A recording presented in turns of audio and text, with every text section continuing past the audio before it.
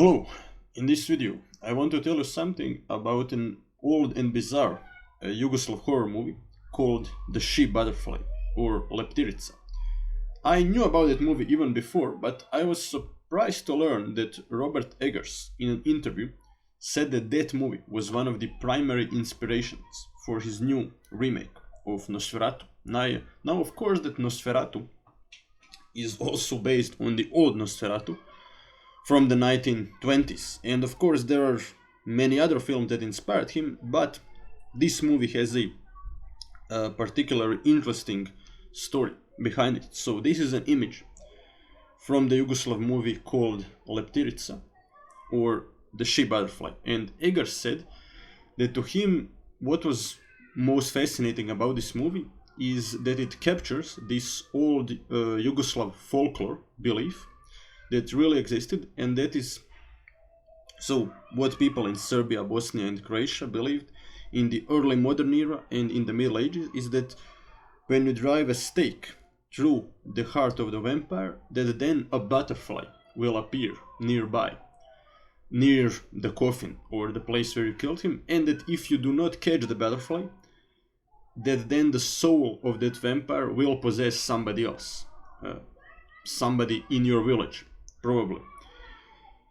So, and this movie called The She Butterfly is also very important for Yugoslav historiography for multiple reasons. Number one, it is the first horror movie, first Yugoslav horror movie, and many people, when this movie came out, became like absolutely shocked. They couldn't finish the movie. They were super scared, because some people didn't even realize that the horror genre exists, and they definitely weren't expecting a horror movie in their own language. And the girl that plays one of the main roles in the movie, she in fact transforms into a vampire. People were even afraid of that actresses after the movie, but yeah, at the time people were way more superstitious than today. And the movie Leptirica is based on Milan Glesic, Milan Glesic's novel from the 19th century. And he managed to, in a very historically accurate way, actually captured old Yugoslav folklore beliefs about the vampires. But the movie Leptirica, or The She Butterfly, is also very interesting from a political perspective. So the movie is also reflective of political things that were happening at the time. So in the 1960s, there's this surprising wave of liberalization across Yugoslavia. So the republics, the socialist republics, are granted more freedom. The regime tries to experiment with worker co-ops. And as a reflection of that, in the cinema, there is more liberty. We call that period the Black Wave. And many directors began to criticize the regime in a subtle way, like George Kadijević, the guy that ended up making the movie Leptirica. So he was one of those directors that engaged in making fun of the regime. He was part of the Black Wave.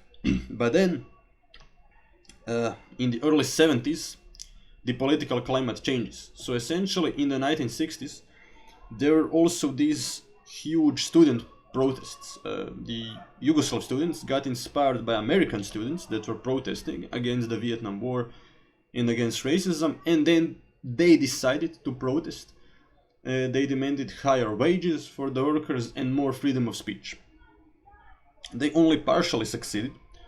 They managed to get a higher wage for the workers, a higher minimum wage, but when it comes to the freedom of speech, that didn't really work out in a way that they wanted. So after the protests were over, there was actually a new wave of censorship, and you could no longer make like political movies or historical movies without the approval of the Communist Party. And that is when Kadijević said, well, if I can't continue to like make political movies in a way that I want, then I'll just make a horror movie. and horror movies actually do have a reputation, at least, of being non-political, and in most cases they are non-political, with some exceptions. For example, Jordan Peele would be an exception to this rule. But the 1970s in Yugoslavia were a pretty interesting era.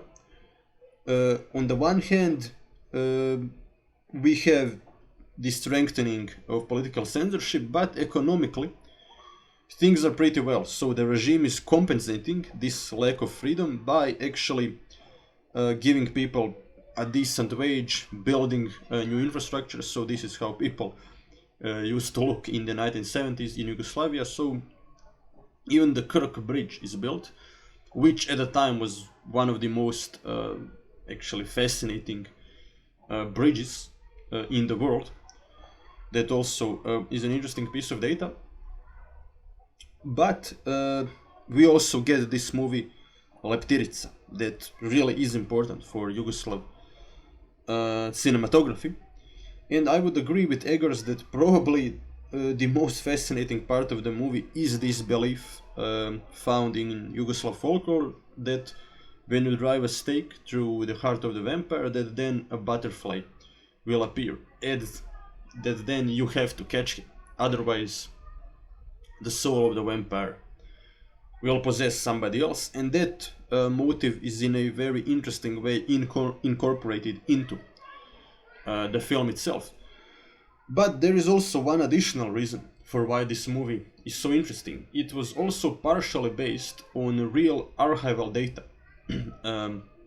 that goes back to the Habsburg monarchy, so to the times when Habsburg monarchy controlled parts of what is Serbia today.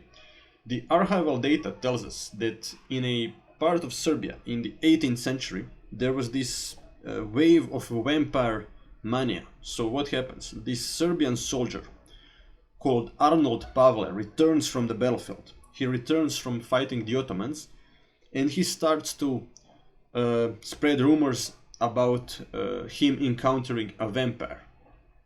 And then he dies in a bizarre way. He somehow manages to break his own neck, and some other people also die in the village, quite mysteriously. And that is when this wave of vampire mania spreads across the villages in western Serbia, and people began to open the coffins and drive stakes like through hearts of dead people. That scene, I believe, was also an inspiration for Eggers. But yeah, so this movie Leptirica also reflects this real vampire mania that was happening in Serbia of the 18th century. Okay, if you like this movie, don't forget to like, share and subscribe.